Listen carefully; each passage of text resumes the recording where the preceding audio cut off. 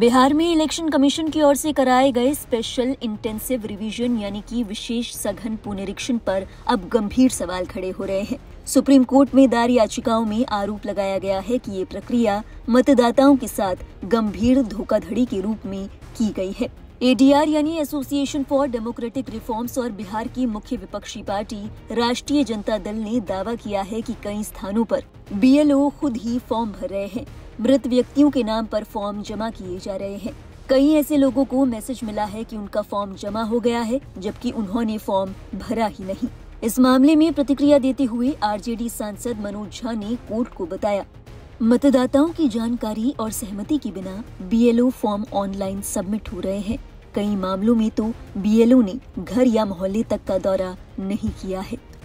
मतदाताओं को फॉर्म की डुप्लीकेट कॉपी नहीं दी गई है। कोई रसीद या पावती नहीं दिया गया, फोटो तक नहीं लिए गए, फिर भी फॉर्म अपलोड कर दिए गए।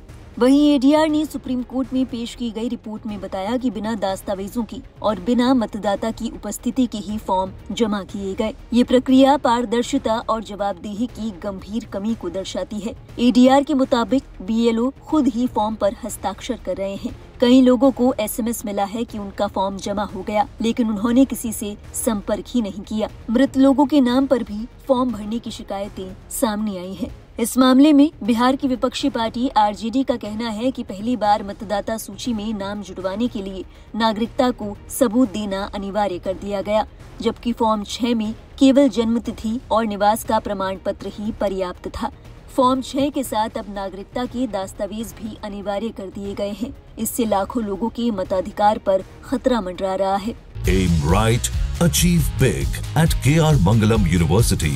We provide you the platform to turn your dreams into reality at KR Mangalam University. बता दें, याचिकाकर्ताओं की ओर से चुनाव आयोग के आंकड़ों को खारिज करने का आग्रह किया गया है। सुप्रीम कोर्ट में दाखिल की गई इस याचिका में लिखा गया है, जिन लोगों के नाम ड्राफ्ट रोल में हैं, उन्होंने दस्तावेज जमा ही नहीं किए। जब तक दस्तावेज जमा नहीं होते, नाम जुड़ना केवल दिखावा है। ये चुनाव से पहले जानबूझकर की गई दिग्भ्रम की रणनीति हो सकती है।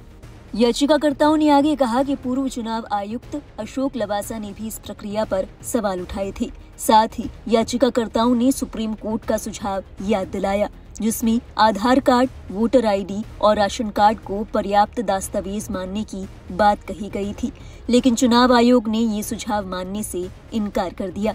गौरतलब है, बिहार विधानसभा चुनावों से ठीक पहले ये मामला राजनीतिक रूप से अत्यंत संवेदनशील बन चुका है। विपक्ष का आरोप है कि ये पूरा अभियान चुनिंदा लोगों को मताधिकार से वंचित करने का प्रयास हो सकता है। बहरहाल, इस मामले में आपके क्या विचार हैं? अपने विचार हमें जरूर बताएं कमेंट बॉक्स में। और देश और दुनिया से जुड़ी बाकी अहम खबरों के लिए आप देखते रहिए लाइव हिंदुस्तान।